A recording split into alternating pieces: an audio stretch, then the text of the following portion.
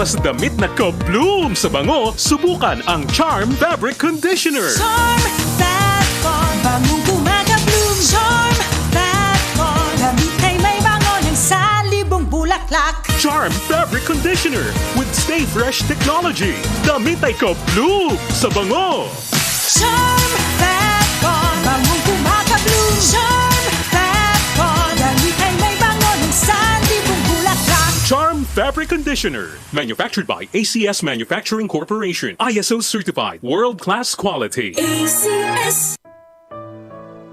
Pagbasa sa Aklat ng Kawikaan, Kabanata 11, Talata 1 hanggang 31. Kasuklam-suklam kay Yahweh ang timbangang may daya, ngunit kasiyahan naman ang timbangang tama. Kahihiyan ang laging dulot ng kapalaluan, ngunit pagpapakumbabay, nagbubunga ng karunungan. Ang tuntunin ng matuwid ay katapatan, ngunit ang masamay wawasakin ng kanyang kataksilan. Walang halaga ang yaman sa araw ng kamatayan, ngunit ang katwiran ay naglalayo sa kapahamakan. Mas panatag ang landas ng tapat ang pamumuhay, ngunit nabubuwal ang masasama sa sariling kabuktutan. Ang katuwiran ng mga matuwid ang nagliligtas sa kanya, ngunit ang masama ay bilanggo ng kanyang masamang nasa. Ang pag-asa ng masama ay kasama niyang pumapanaw. Ang umasa sa kayamanan ay mawawalang kabuluhan. Ang matuwid ay inilalayo sa bagabag, ngunit ang masama ay doon bumabagsak. Ang labi ng walang Diyos sa iba ay mapanira, ngunit ang dunong ng matuwid ay nagliligtas ng kapwa. Kapag ang matuwid ay pinagpapala, ang bayan ay nagagalak, ngunit higit ang katuwaan kapag ang masamay napapahamak. Dahil sa salita ng matuwid, ang bayan ay tumatatag,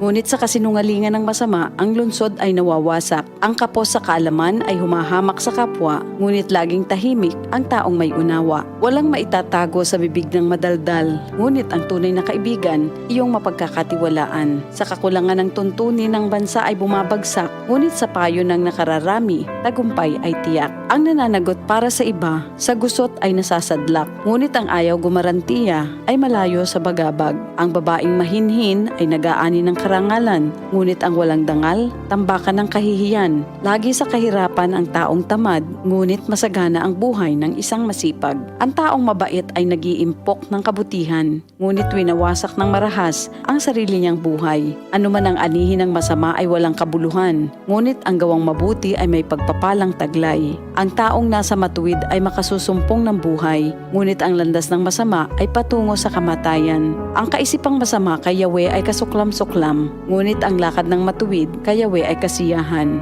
Ang taong masamay di makaliligtas sa kaparusahan, ngunit hindi maaano ang nabubuhay sa katwiran. Ang magandang babae ngunit mangmang naman ay tila gintong singsing sa nguso ng baboy.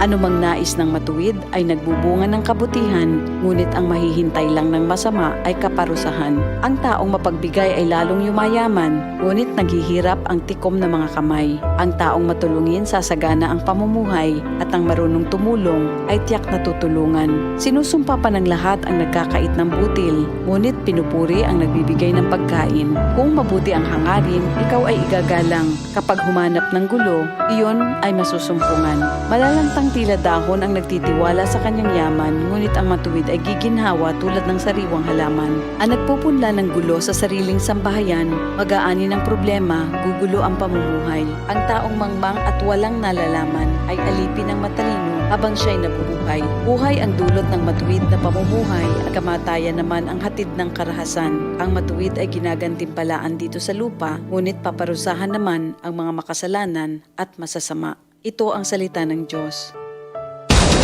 RMN sa Metro Manila, DZXN Radyo Trabaho, DZXN ang tunay na gabay sa hanap buhay. Live, Unang radyo, unang balita.